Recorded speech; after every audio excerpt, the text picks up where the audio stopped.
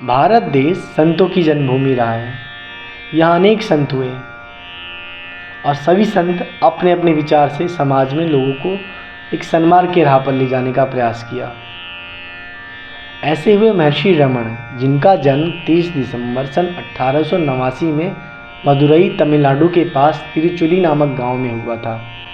रमण महर्षि के जैसे और भी बहुत ऋषि हुए, वो भी महान थे और ये भी महान है। इन्होंने आत्मविचार पर बहुत बल दिया।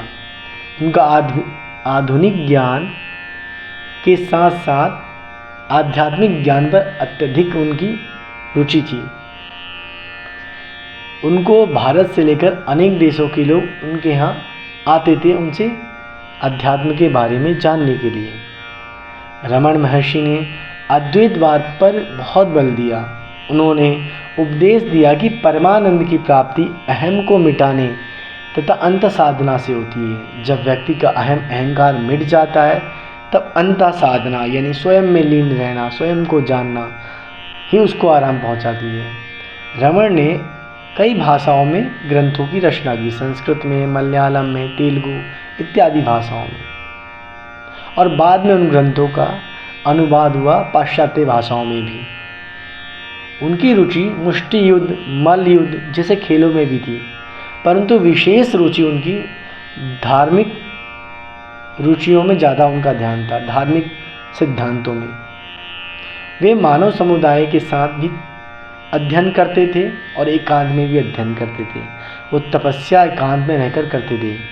उन्होंने 25 वर्ष तक तपस्या की। इस बीच में उनके आसपास कई सारे भक्त रहते थे। उनकी माता और उनके भाई एक बार उनसे मिलने आए, और पलनी स्वामी भी थे और शिवप्रकाश पिल्ले जो उनके मित्र थे वो भी आए इनसे मिलने, और आए तो उन्होंने कई सारे विषयों पर उनसे बातचीत की। संस्कृत के महान विद्वान गणपति शास्त्री ने उन्हें महर्षि की उपाधियों से विभूषित किया। उन्होंने 63 शिव संतों से संबंधित एक धार्मिक पुस्तक पढ़ी। यह उनका पहला धार्मिक साहित्य था। उसको पढ़कर वो बहुत रोमांचित हुए। पुस्तक में दिए गए पवित्र संतों के उदाहरण उनके हृदय में छू गए। इसने उनके हृदय में त्याग और परमेश्वर के प्रति प्रेम की भावना को जागृत किया। रमण को 17 वर्ष की अवस्था में आध्यात्मिक अनुभव हुआ। 1902 में वह शिव प्रकाशम पिल्ले नामक व्यक्ति रमण के पास 14 प्रश्न स्लेट पर लिखकर लेके आए। इन्हीं 14 प्रश्नों के उत्तर रमण की पहली शिक्षाएं मानी गई हैं। इनमें आत्मनिरीक्षण की निधि थी, विधि थी, प्रक्रिया थी, वो सब जानते थे।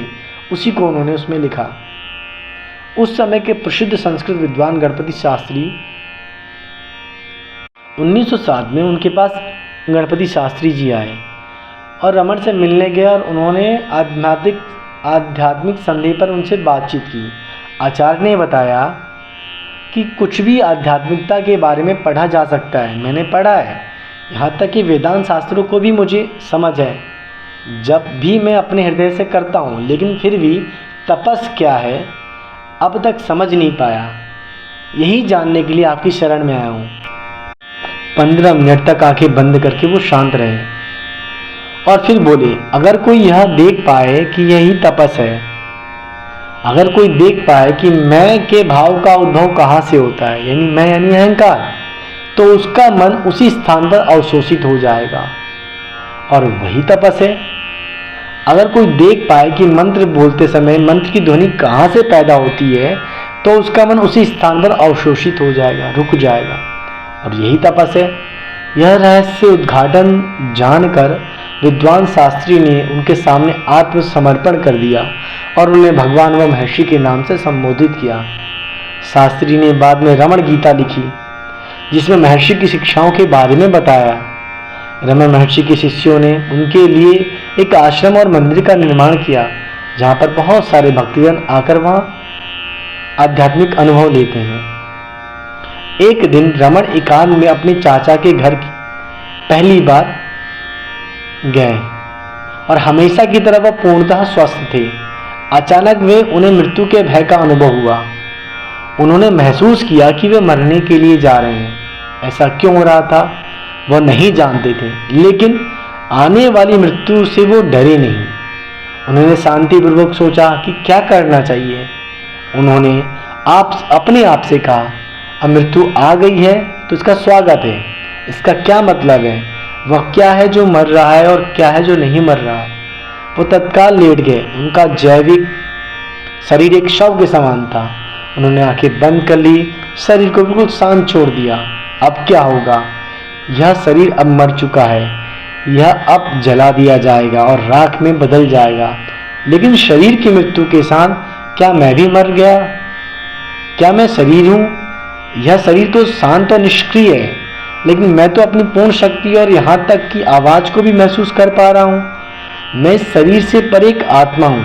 शरीर मर जाता है, पर आत्मा को मृत्यु नहीं छू पाती। मैं अमर आत्मा हूँ। बाद में रमण ने इस अनुभव को अपने भक्तों को सुनाया और बताया कि यह अनुभव तर्क की प्रक्रिया से परे है। उन्होंने सीधे सच को जाना और मृत्यु का डर सदा के लिए गायब हो गया।